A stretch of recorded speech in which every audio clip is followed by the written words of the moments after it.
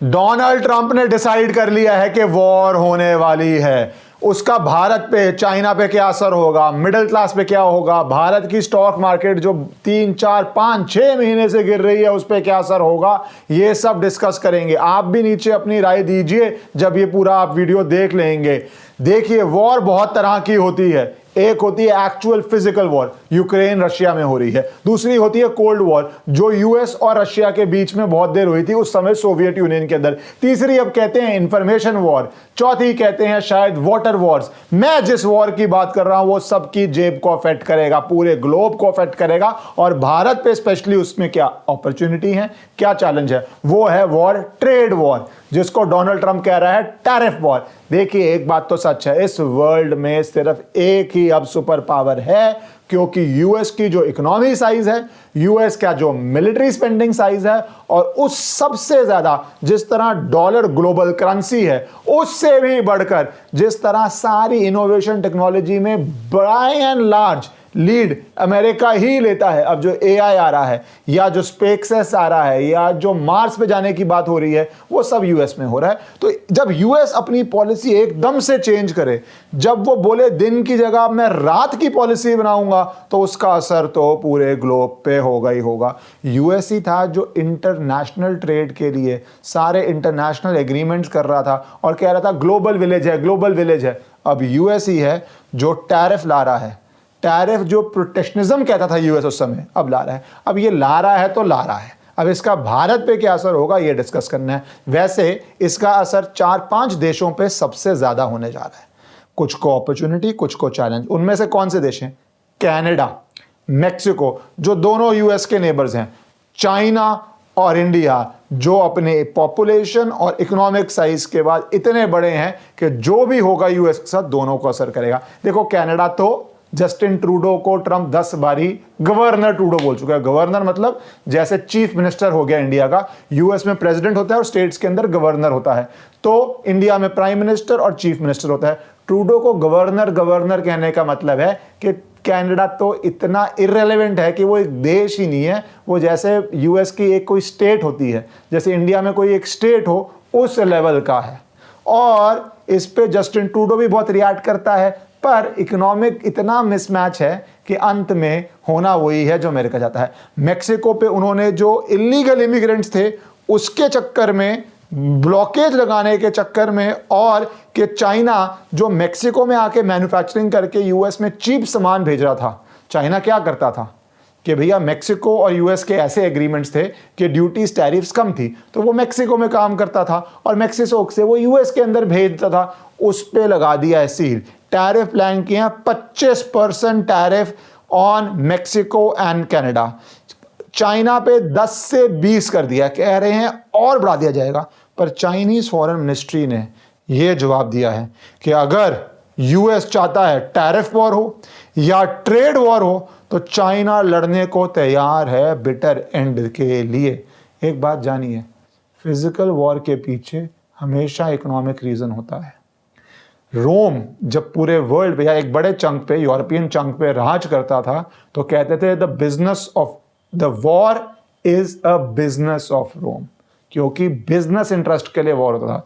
America में भी joke चलता है कि जहां पे किसी देश में ऑयल डिस्कवर हो जाए, अमेरिका वहां पे डेमोक्रेसी डिस्कवर करने निकल जाता है। तो ये बिजनेस वॉर कब एक्चुअल वॉर बन जाए पता नहीं, पर बिजनेस वॉर के अंदर अपॉर्चुनिटीज क्या हैं, क्योंकि एक्चुअल वॉर तो खत्म होने जा रही है। ज़ेलेंस्की, जिसको लताड़ लताड़ के प्रेसिडेंट ट्रंप ने ओवल ऑफिस में झाड़ा था और जूत बजाने जिसे बोलते हैं रह गए थे, बाकी सब हो गया था। 2 दिन तो ज़ेलेंस्की बहुत अग्रेसिव हुए, बहुत हीरो बने, बोला यूरोपियन यूनियन से सपोर्ट मिल रहा है, यूरोप के देश सपोर्ट कर रहे हैं। अब एक चिट्ठी भेजी है जिसमें वो हाथ जोड़ के बेसिकली माफ़ी मांगना रह गए हैं। वो कह रहे हैं कि हाँ मुझे पीस चाहिए, मैं पीस के लिए रेडी हूँ, मैं लास्टिंग पीस के लिए रेडी हूँ। क्यों? क्योंकि सारा मिलिट्री, सारा इकोनॉमिक पावर, सारा चंदा यूएस दे रहा था। यूएस ने अपनी पॉलिसी बदल ली। सही है गलत है मैं उसमें नहीं पड़ रहा, यूएस ने पॉलिसी बदल ली तो यूक्रेन के पास रशिया से लड़ने की क्षमता नहीं बची। रशिया में बोल रहे हैं इकोनॉमी रिवाइव होनी शुरू हो गई है, क्योंकि जो उनका पैसा यूक्रेन में जा रहा था वो लड़ाई खत्म हो गई। कुछ टेरिटरी उनके कब्जे में है, अगर उनके कब्जे में रह जाती है, जो रहेगी ही कुछ हद तक, तो वो रशियन इकोनॉमी के लिए अच्छा है। पर बात आ जाती है इंडिया चाइना की। चाइना कह रहा है हम लड़ने जा रहे हैं, चाइना तो आ रहा है टैरिफ हो रहा है, तो इसका भारत पे क्या असर पड़ेगा? रशिया ज़ेलेंस्की भी सॉल्व हो जाएगा, यूरोपियन यूनियन भी हो जाएगा, मैक्सिको भी हो जाएगा और कनाडा भी हो जाएगा, भारत पे क्या असर पड़ेगा? देखिए, जैसे अगर यूएस ये करता है तो वो एक तरह से पूरे ग्लोबल रूल्स रीराइट कर रहा है वर्ल्ड वॉर 2 के बाद। जब पूरे रूल्स रीराइट होते हैं तो कुछ देश का नुकसान होता है, भारत का मेरे अनुसार फायदा होता है। जैसे इंडियन आईटी कंपनीज बहुत बेनिफिट करेंगी क्योंकि यूएस की रिलायंस चाइना पे कम हो जाएगी, चाइना के साथ उनका ट्रेड डेफिसिट का बहुत बड़ा पंगा है, तो इंडियन आईटी कंपनीज को वो मौका मिलता है। या अगर चाइना वापसी में यूएस से एग्रीकल्चर गुड्स खरीदने बंद कर देगी तो इंडिया के पास चाइना की मार्केट भी खुल जाएगी एग्रीकल्चर। इंडिया से एग्रीकल्चर जाना बहुत इजी है, आपको पता है कि कितना शॉर्ट रूट है एग्रीकल्चर भेजने का, तो दोनों तरफ बैलेंसिंग होगी। पर इंडिया के लिए चैलेंजेस क्या है? चैलेंजेस ये आएंगे कि जैसे अब ट्रंप कह रहे हैं ऑटोमोबाइल सेक्टर में टैरिफ्स कम करो, टैरिफ्स को गायब करो, तो इंडियन मैन्युफैक्चरिंग का क्या होगा? वर्सेस इंडिया में जो अपॉर्चुनिटीज आएंगी मैन्युफैक्चरिंग करने की। क्योंकि एक बात याद रखिए, डोनाल्ड ट्रंप के लिए सबसे बड़ी और अमेरिकन डीप स्टेट के लिए एक रिकॉग्निशन हो चुकी है कि सबसे बड़ी चुनौती चाइना है। तभी चाइना ऐसा ट्वीट कर रहा है कि हम लड़ने को तैयार हैं, बिटर एंड तक लड़ने को तैयार हैं, हम लड़ेंगे। क्यों लड़ेंगे? क्योंकि ये ट्रेड वॉर में चाइना को पता है, भारत ने, प्रधानमंत्री मोदी ने एक मेक इन इंडिया स्कीम की थी, उसमें कई इंप्रूवमेंट्स हुई, कई सफलताएं हुई, कई चैलेंजेस भी आए, पर वो मेक इन इंडिया इतनी देर से चल रहा है कि चैलेंजेस अब गवर्नमेंट समझ चुकी है, इंप्रूवमेंट्स, उसके वर्जन्स, उसके आइटरेशंस, उसके अंदर जो इंप्रूवमेंट्स हैं वो कॉन्स्टेंटली चल रही हैं। अब भारत की मैं कुछ एडवांटेजेस आपको बताने जा रहा हूं जो पूरा वर्ल्ड मान रहा है। पहली बात कि इंडिया में बिजनेस करना आज से 10 साल पहले से कंपैरेटिवली आसान हो गया है। आप जीएसटी पसंद करें या ना पसंद करें, एक वो स्टेबल एनवायरनमेंट दे रहा है टैक्सेशन को लेके। इंडिया में डिजिटल पेमेंट्स, फास्ट पेमेंट्स, पूरा वर्ल्ड फास्ट पे चलता है। वो कहते हैं it is not the big eating the small, it is the fast eating the slow. Fast payments में पूरे वर्ल्ड में, आप में से जो भी पूरा वर्ल्ड घुमा है सबको पता है जितनी फास्ट डिजिटल पेमेंट्स, जितने लोग डिजिटल पेमेंट्स कर रहे हैं। आप फल वाले की दुकान पे जाएं, आप फ्रूट वाले की दुकान पे जाएं। एक टाइम पे कांग्रेस के नेता कहते थे कि भारत में डिजिटल पेमेंट चलेगी कैसे, कोई फ्रूट वाला कैसे करेगा।